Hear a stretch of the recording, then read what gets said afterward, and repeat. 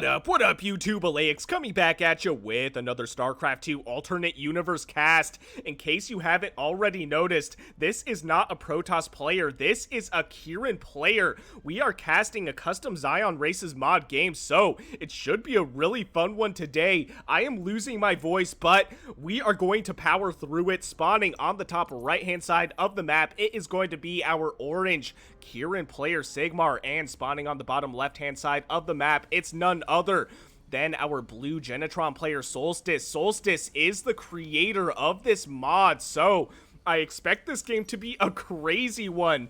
If you are new to my channel, I do cast games from a wide range of leagues, going all the way down from bronze and up to masters, so if casual games are something you're interested in watching, please consider shooting me a subscribe. I would greatly appreciate it.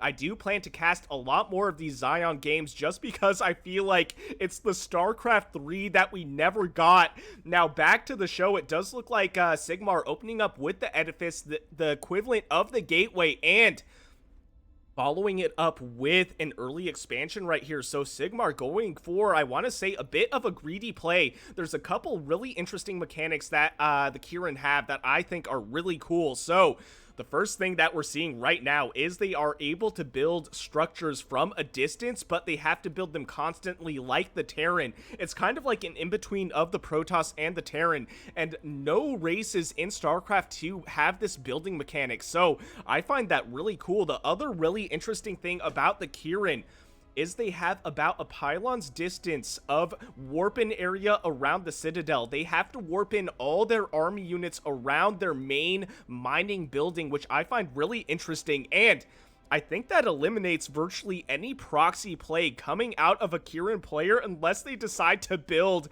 an expansion right next door to their opponent.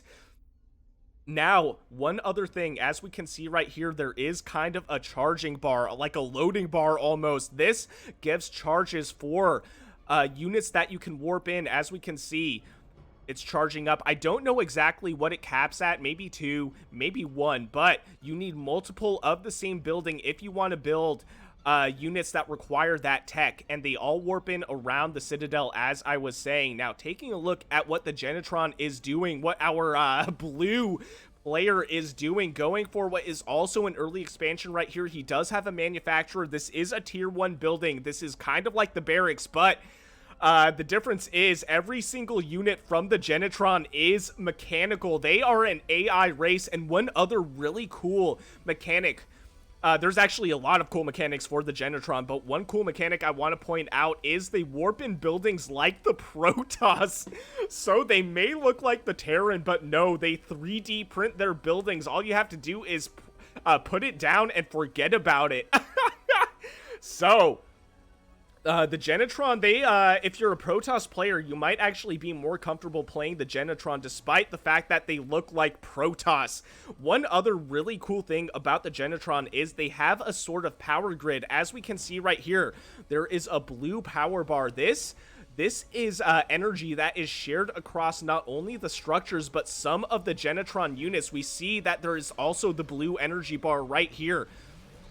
Oh, taking a look, it looks like we have what is going to be a little bit of a push out by Sigmar, but he may be overextending himself right here. He has a couple volts. These are kind of like ranged zealots almost, but the Blitzers able to chase away that push. The Blitzers do have a bit of a speed boost ability, so they are able to chase down running away units. I think that speed boost lasts about 4 seconds, if I'm not mistaken.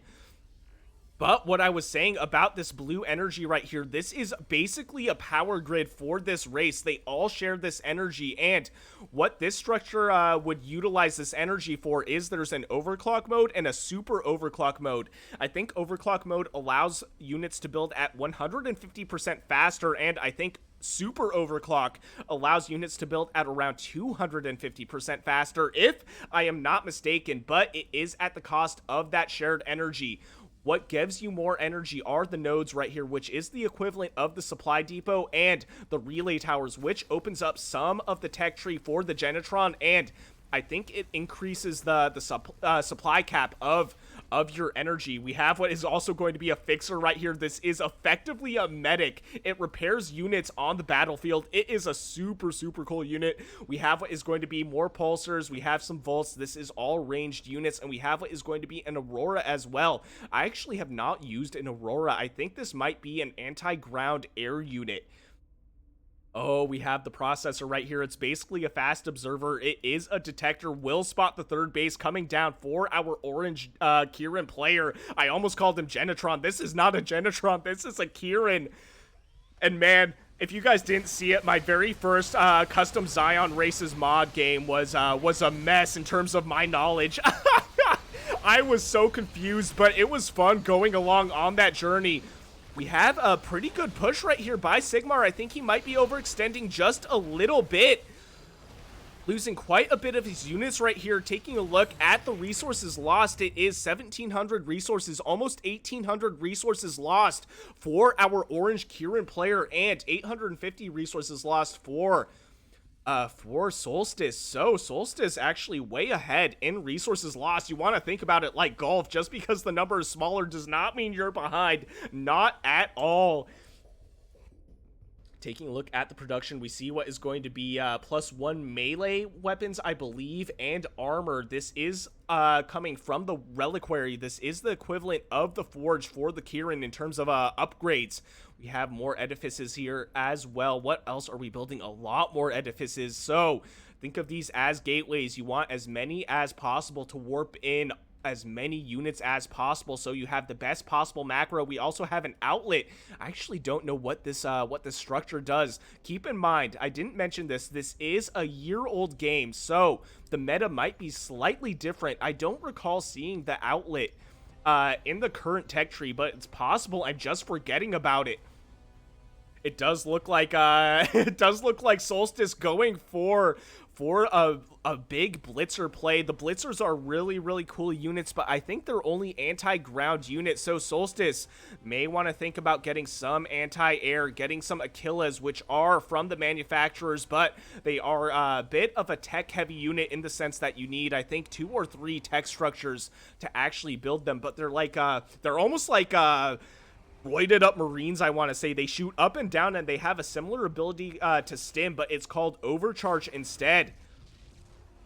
Does look like there was an attempt at scouting from Sigmar. Sigmar losing that scout, but does have what is going to be subjectors, which I think are only anti-ground. I could be mistaken, and a bunch of volts, which are anti-air and anti-ground. They're also almost like Marines in that sense. They're the tier 1 unit that shoots up and down. Oh man, if I'm not mistaken, it's possible they don't shoot up and down. No, I think they shoot up. But the subjectors also shoot up, it looks like. So that is my bad. The subjector also an anti-air unit. It looks like Sigmar going for what is going to be an attack on the third base for Solstice right here. Solstice is in position to fight this though. The Blitzers, as we can see, activating that chase ability, which lasts, like I said, I think about 4 seconds, at least in the current meta.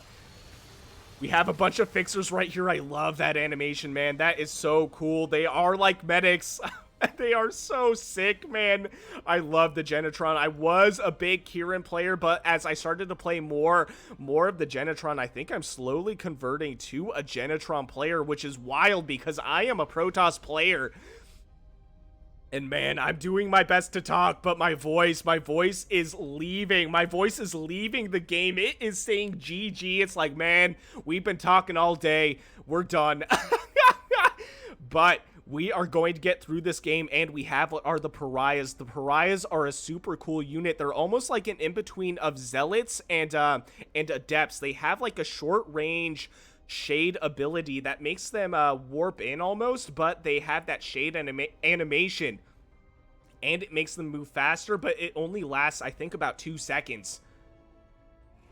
So it is a really interesting ability. It's actually really good for getting engagements. The Pariah is a melee only unit, so they're good at closing the distance and engaging in armies or surrounding armies, which I find super cool. Taking a look at the tech, it does look like we're going for mostly ground tech. One other really cool thing about the Kirin is their flying structures are actually flying. You could warp this thing in over a mineral line. You could warp it in over a ground structure. So, the flying structures for the Kirin, very unique. Not like anything we see from the other StarCraft races. This is the StarCraft 3 we never got, or at the very least, the StarCraft expansion we never got, but I don't expect any StarCraft expansion would introduce 3 new races to the game. Big engagement right here. Does look like this may be close, though. I'm having trouble deciding who's coming out ahead right here. It looks like the Kirin actually may be coming out ahead, ever so slightly. We do have what are the Achilles right here. They have a stun grenade, which is really good, and they have that overcharge ability, which is like Stim, also a very good ability, but Solstice deciding to run away, not overextending, not wanting to lose the entirety of his army. Taking a look at the resources lost, it is evening out. 4,600 resources lost to 54. Taking a look at the upgrades, currently it is 1-1 for Solstice and 1-1 for Sigmar as well. Now, some background about Sigmar, which I don't think I actually mentioned in this game. He does have a background in professional casting, I believe. He was in Katowice in 2016, so a little bit of trivia for you guys right there. Sigmar used to be a professional caster, or at the very least was in the professional casting scene. He met some of the OGs. I think he met In Control. He met some others. I can't name them right now. I don't exactly remember, but he sent me some pictures of himself in Katowice, and man, it was so cool. I was so jealous, man. We do have what is going to be a push out of Volts right here, trying to get some damage. It looks like Sigmar going for the double-pronged attack. He may actually catch Solstice off guard. And it does look like he is going for this third base right here for Solstice, but Solstice piling up all his ACRs, able to save that building. Man. Big engagement right there, but I think Solstice had that one in the bag. Taking a look at the resources lost, still pretty even. So this is anybody's game. Taking a look at the workers right now, it's 94 workers to 69. Nice, but 94 workers, that's actually crazy. So Sigmar with a strong worker lead, but Solstice with the army lead. He does have 115 army supply to 99 army supply, so not a huge lead, but a bit of a lead, and he also has what is going to be 4 bases. Sigmar, though, how many bases does he have? I actually didn't notice. 1, 2, 3, 4, 5 bases, man. So I think the economy for Sigmar is going to keep him in this game. If Solstice doesn't do something to harass our orange Kirin player anytime soon, I kind of want to say my money's on Sigmar at this point in the game, just based on the economy. The StarCraft music, S-tier StarCraft music. Man, my voice, I'm trying so hard to talk. But it is not working with me today, man. Here we go, another big engagement in the middle of the map right here. Solstice moving around his army, trying to decide how best to engage the Kirin player. I actually think Solstice may have this one. He does seem to push out the army away from his 4th base and able to take out all the units for the Kirin player. At this point, what I would do, which is what I think Solstice is actually doing, is going for the counterattack right now. Able to force the cancel on what was going to be that 6th base, and going for what is going to be the 5th base for our orange Kirin player. He does have vision right here in the middle of the map. This is Kirin vision. And I think Solstice may actually take out this 5th base for Sigmar right here. So Solstice listening to me across time, hearing me out. He's like, all right, Alex, look, you said I gotta do something about the economy for the Kirin. I will do that right now. Oh, we have what was, I can't remember. I think those were Paragons. No, the Paragon is the flying unit. but a very, very big unit for the Kieran player right there. But Solstice able to take it out. We have nullifiers, a very, very strong defensive unit for the Kieran player, but it looks like Solstice able to push out, taking out that 5th base and going for the 4th base, that counterattack, winning him the game. Sigmar throwing out the GG and leaving. Very cool game.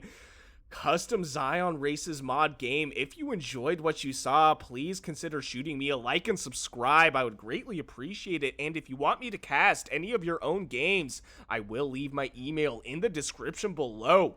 And I'll see you guys on the next one.